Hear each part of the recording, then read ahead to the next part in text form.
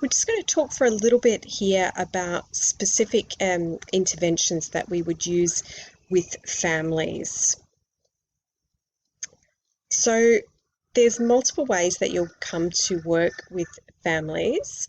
Um, so sometimes often you'll just be working with members of the family, not the entire family themselves. And so a lot of family work is informed by systems theories or cognitive behavioural approaches, not so much critical social work.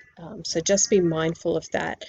So with a systems focus, we're really interested in this relational dynamic and see that as what's causing the problem. So we're looking for that balance or homeostasis a lot of the time in doing families work. So there's a whole kind of theory around this, which is family systems theory, and it assumes that if we change the dynamic in the family, or if we think of the family as a system, if we change the dynamic of the system, it can influence other parts of the system. So the approach that we use here, using Harm's model in the course, is a little bit more robust in my view, because it takes an ecological understanding of this systems approach with the family. Actual interventions where we're using this, and be mindful that you can do specific training in being a therapeutic kind of family worker. So it is a really specific area of practice, but we might look at brief kind of family therapy, so really looking at how the parents are getting along. So you can see it's a bit of a heteronormative kind of assumption here with some of this kind of family intervention work, but it's really problem solving. One area that's been really good is psychosocial kind of education with families, and we've seen that used a lot in mental illness. So it might be doing a lot of education and work with the family around supporting that person who is unwell, or at times when they're unwell, or sometimes multi-family work, we would do that. So when there's lots of blended families, you see some of this work happen maybe if we're supporting a child with a disability in a family, that kind of thing as well.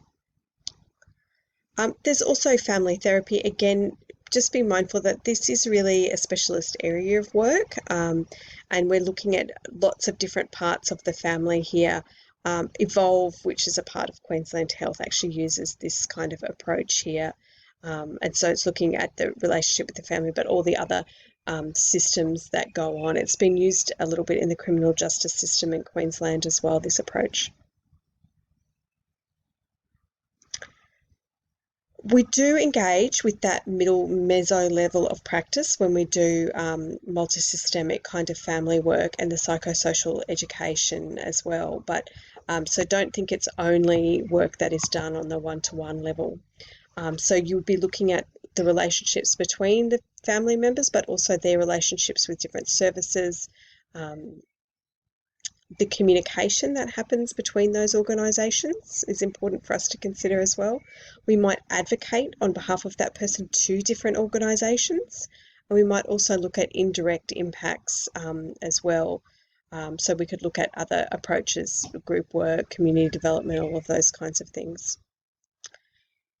Just be mindful, whatever intervention that we use when we apply it to practice, it is there for the client. It's to meet their goals, not ours or the organisation's goals. So that's an important consideration.